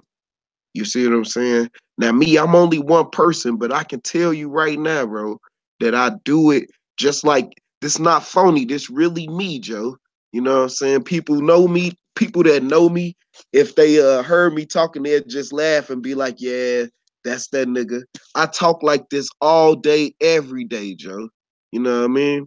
But anyway, uh, if you would just invest your time in just one young person at a time, tell them, man, dream big, kid. What you good at? You good at math? Good. Man, you need to start a CPA so that somebody could eventually, that stay clean, we can run them for state treasurer. You see? Because right now, if you would just think about it for a second, right? Right?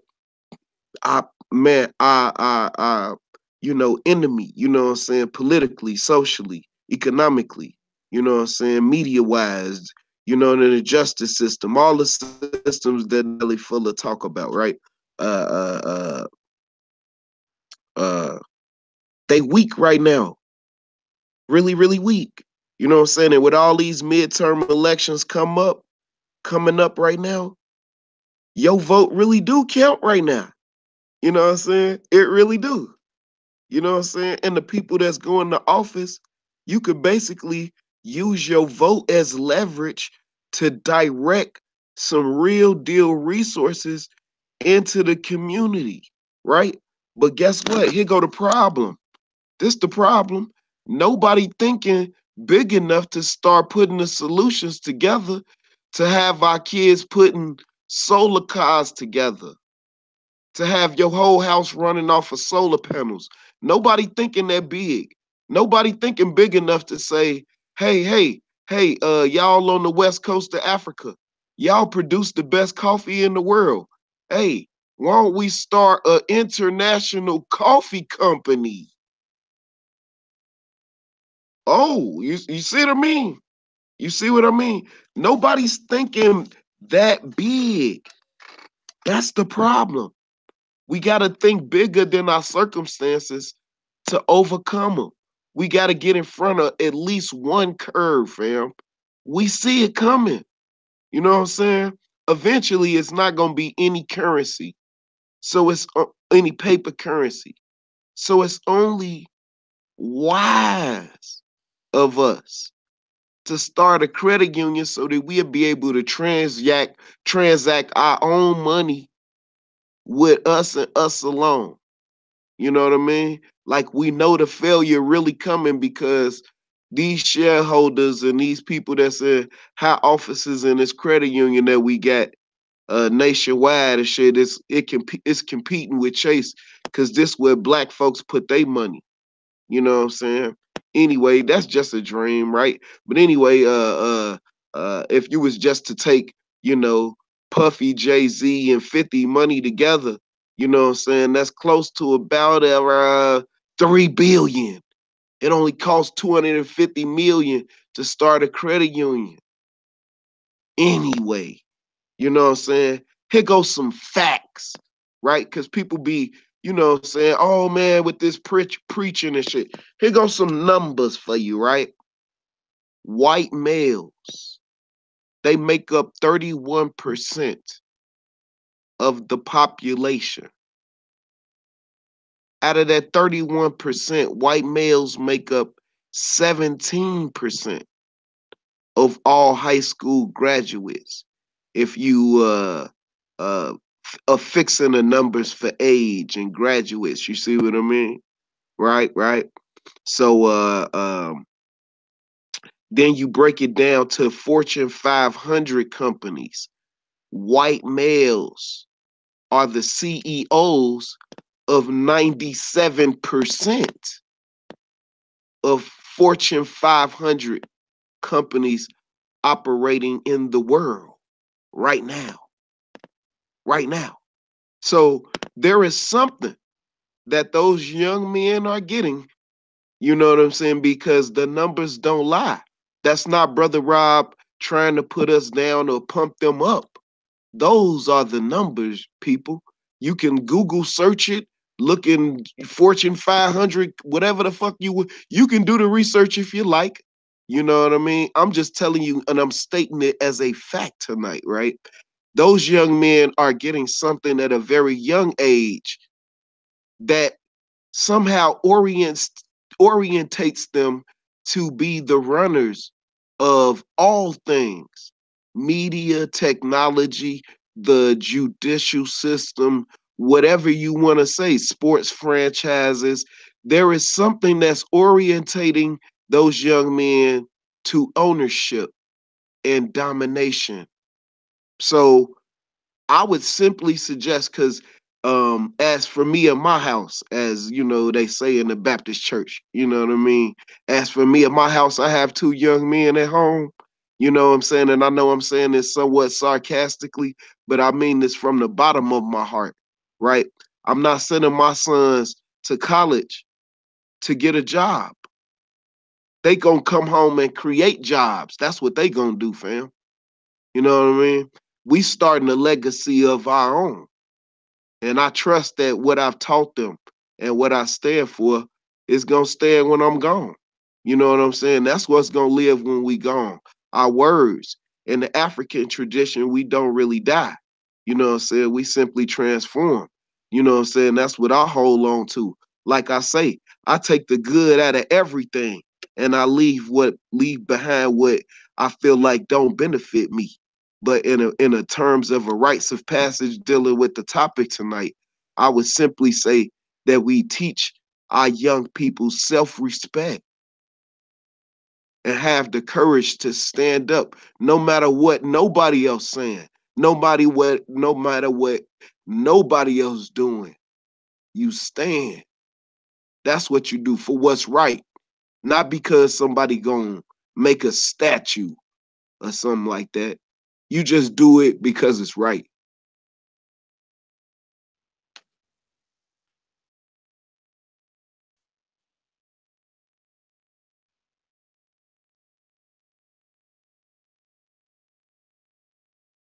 Want to touch on anything, JT? Yeah, good look. I appreciate that. But touch more on Brother Rob and everybody else say, I think for me personally, organically, we gotta love ourselves. And when we love ourselves organically, it's going to reflect on our kids.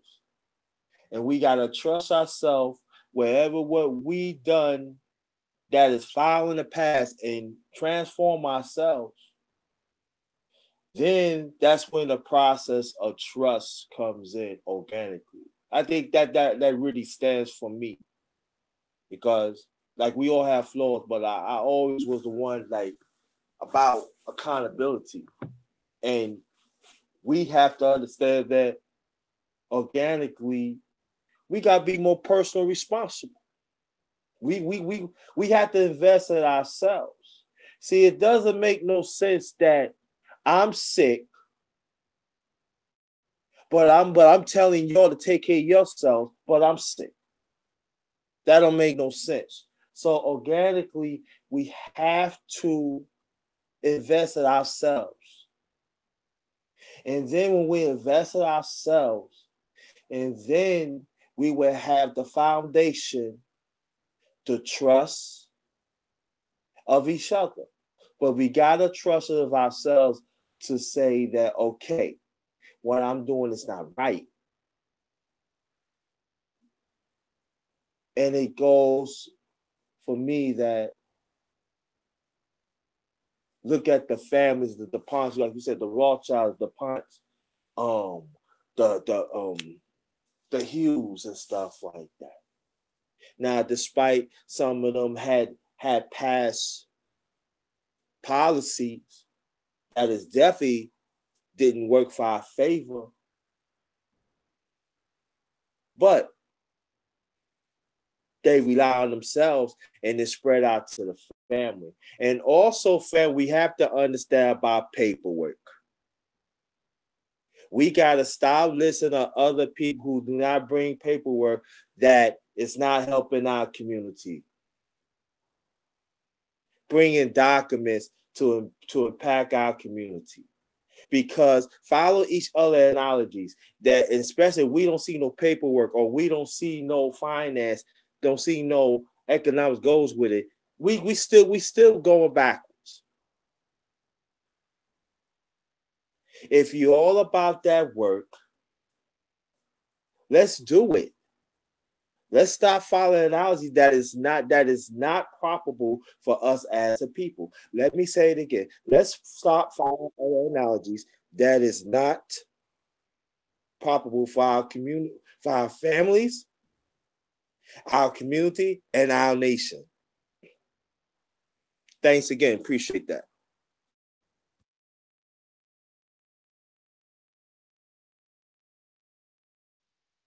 No doubt, no doubt. But yeah, I see brother Rob left. I'm not sure if he gonna get back on or not, but I appreciate everybody. Yeah, there you go, brother Rob. Got anything else you want to touch on before I close out, bro? Cause I know it's getting a little late, and I don't want to keep people too much longer. So you got anything you want to touch on before we close out? Yeah, yeah. Nah, I just wanted to say, good night to everybody, and man, I wish everybody well. All is well with me. I'm, man, just low key chilling. I'ma stay fired up, bro. You know what I'm saying? Wish me luck, man. My team, next weekend we should be going into the championship game. Everything go right in the playoffs, man. You know what I'm saying? So that's it. And then we also got a fundraiser that's coming up, man. And man, I'd love to touch on it this week with you, man. So I'll holler at you, man. But I work for the Circle Foundation. We got a gala that's coming up. Most of our funding comes from the public, you know what I'm saying? That funds what we do with the kids. So this is just the time of the year where we ask, you know what I mean, that people can give whatever they got. I got dollar raffle tickets to where you can be in the pot to see if you can get the money. I swear to goodness on everything good. You know what I'm saying? That if you win, I'll pay you. You know what I'm saying? If you buy a raffle ticket from me, I got about 30 left.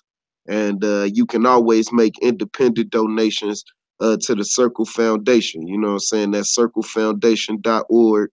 And yeah, like I said, our gala is coming up. It's the annual fundraiser for the year for the organization that I work for. We offer our services. It's an alternative school. We work through Youth Connection charter schools. Like I said, the majority of the funding, because we downtown, um, you know what I mean? We got incur a larger bill than the other schools, so to speak, that's inside of the neighborhood. You see what I mean? To provide a safe space for our kids to go to school, we willing to foot that bill. And so we just ask that people, donate as much as they can, you know what I'm saying? But whatever you got, we gonna keep it moving. You know what I'm saying? I mean, it ain't like, we gonna be begging, you know what I'm saying? We just make it happen. We don't even make excuses. We just make it happen. We just ask that people can do, whatever they can give, you know what I'm saying? It's love. If not, you know what I'm saying, positive energy, you know what I'm saying? Whatever it is, you know what I'm saying? But on that, I say good night to you, good brother. No doubt, brother Rob. And just hit me up in my email, man. We definitely could set up a show, about that. So we'll promote that over here on Sheep Stay Sleep TV, bro. We always promote anything good that's for our people. So, hit me up and we could do a show about that, bro. All right, man, that's love, fam. That's love. No doubt, man. So have a good night, man. All right, peace, good God. Peace. Yeah. You want to touch on something, JT, before we close out? Just want to say one thing too. I enjoyed this conversation. So I came a little late. I had to work, so I just got in and everything when you sent me the thing. I really appreciate that. And I think the key is that the time is now, brother. We have the information. The question is, are we going to act on it right now, or are we going to let it pass by us as we usually do? Let's stop leasing our own minds and let's be our own capitalistic minds. Let's have the capitalistic mindset. That's it. Appreciate you. Peace to you and your fam. No doubt, bro. Salute to you too, man. And I want to appreciate all the brothers that came on tonight. Everybody who took part in this show tonight. I appreciate everybody in the chat for tuning in. I'm gonna go through the chat one time and shout everybody out. But before I do that, I want to definitely say rites of passage is definitely needed for our community. It provides structure for our community and it helps build a community, because that's what build all these other communities that these politicians speak about when they speak. When they're talking about communities, they're not talking about us, because we don't have a community. We're just, we're scattered. We're a scattered people. We don't have a community because we don't have a centralized idea. And that centralized idea goes back to our culture, and we've lost that. So I definitely think that rites of passage can implement or re-implement that in our children, for them to understand what they came from and where they should be going. So that's what I wanted to say on that tonight. Like I said, I appreciate my brother JT. Make sure y'all subscribe to the Underrated Darkness. Make sure y'all subscribe to Dollar Skills. Make sure y'all definitely subscribe to Brother Rob, the educator. Subscribe to all of these brothers. They all have content on their channels. Make sure y'all subscribe to them. I'm gonna start from the top, and I'm gonna shout out everybody, and then we gonna close out. Shout out to Derrick Morris. Shout out to my sister Black Beauty. Shout out to my brother Rob. Shout out to Triple Darkness. Shout out to my brother The Truth Hurts Podcast. Shout out to JB Back. Shout out to Cat PY2. Shout out to my sister Savine B. Shout out to Elm City. Shout out to my sister Nerg Live.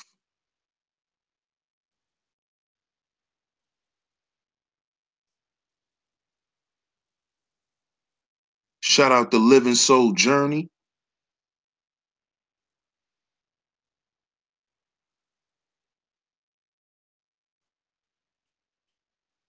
Shout out to my brother Black Worlds.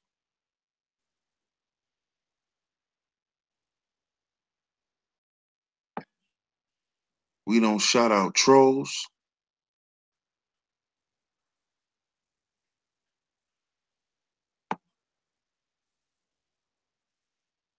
Shout out to Reign Supreme. Good to see you.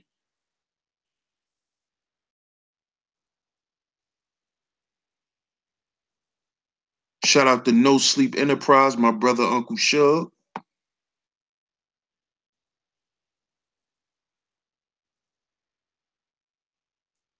Shout out to Mama Rika for coming through and showing love. Shout out to Neandermal Kodrul. Shout out to you. Sorry if I mispronounced your name. Shout out to you.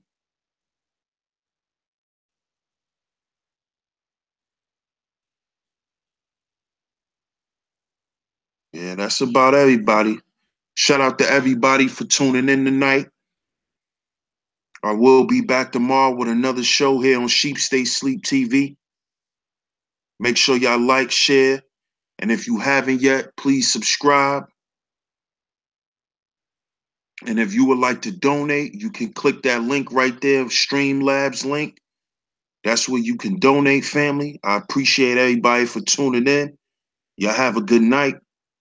Sheep Stay Sleep TV will be back tomorrow with a new topic. Y'all have a good night. Y'all have a good day at work tomorrow.